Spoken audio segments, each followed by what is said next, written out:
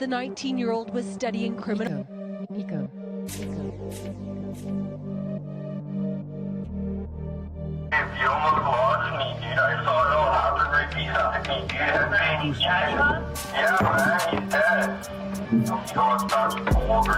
24-year-old Tyrell Kaznelin Wen or T-Sav. He makes music with up-and-coming artist from Surrey and talks about his rough life.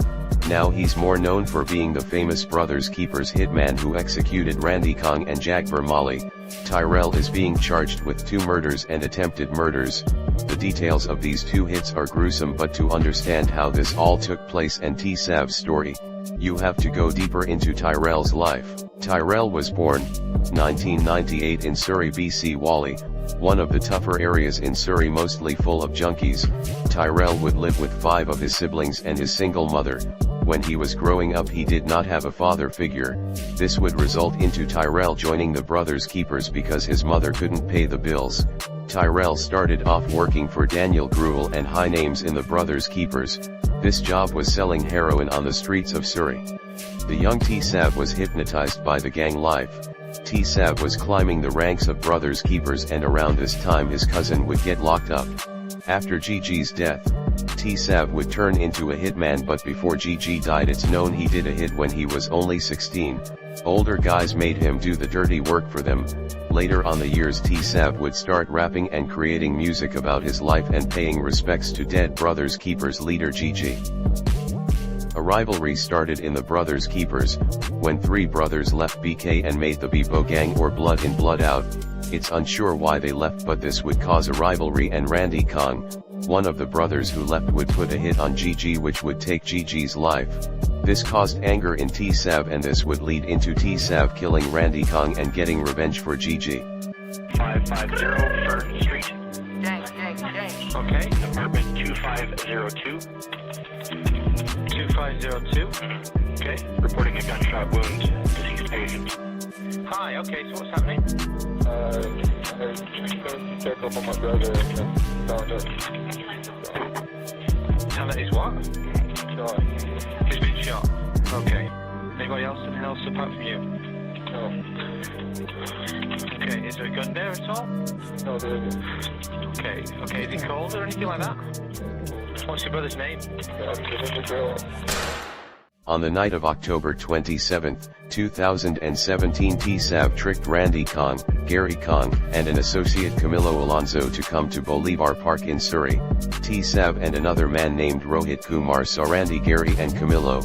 Right when they saw them, they opened fire. Gary Kong, or the leader of Bebo gang, got wounded. Gary ran into the bushes and survived, while Camilo Alonso hid in the bushes, but Randy Kong, the guy who killed Gigi, was not getting it that easy. T-Sav shot him in the back multiple times, then walked up to him and executed him by shooting him straight in the head. After the crime, the vehicles were found burned out.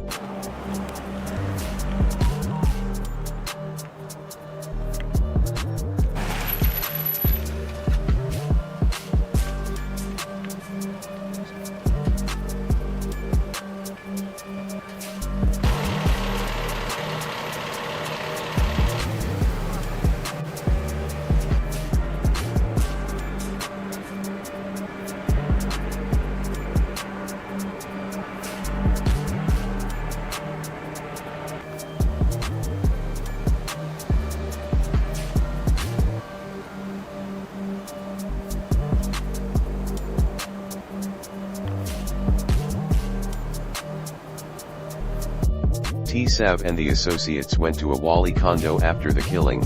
A man who was a former friend of T-Sav, who is now testifying against them, goes by the name AB. He was present on the night of the Kong murder and said that T-Sav and Rohit felt paranoid after the murder. They were talking in the condo. He also said T-Sav was paid 100K to do the hit. Investigators found new info that 3 weeks before that, T-Sav and Brothers Keepers associates attended the Kong Thanksgiving party. There was a 3-week plot to kill the Kangs, and all men involved in the murder were present in the Kangs' home. The second murder T-Sav is being charged with is the murder of Jagvir Malli, who was a mistaken victim, but he is not innocent and has connections to the UN gang. In the late afternoon of November 12, 2018 Jagvir was driving on Ross Road and talking to a friend on the phone when he was hit from the back of his car. Jagvir got out of his Volkswagen Jetta with insurance papers and his keys. This would be his biggest mistake. When he got out he would be ambushed by T-Sav and Jagvir would die on the scene. When police got there the insurance papers and keys were next to his body. Although Jagvir Malli's relatives say he had no criminal past, no criminal ties, police say his shooting was not random. Friends and relatives of Jagvir Malli gather to mourn at his Abbotsford home. Criminology and hope to become a corrections officer, telling Global News he was on his way to class at the University of the Fraser Valley Monday afternoon when he was shot and killed. And is linked to the ongoing gang conflict. It's the second fatal shooting in Abbotsford in less than a month. On October 18th, a man was targeted outside a bank on South Fraser Way, residents growing increasingly frustrated with the brazen violence. T-Sav told the former friend that he was supposed to kill Malli's brothers Malli for $30,000 but killed him instead, but it's unsure if he was paid or if he was paid half because he killed the wrong guy. The judge expects this trial to last 77 days and it is not looking good for Tyrell because his fingerprints have been connected to the Jagvir murder and his former friend is going to testify on him. This situation is not looking good for T-Sav as he could face life in prison with no chance of parole and it looks like he cannot beat this murder case due to the evidence against him. A young kid who grew up in poverty resulting into joining a gang to help his family survive over the years turning into a killer, wasting his life for a beef he was just brought into.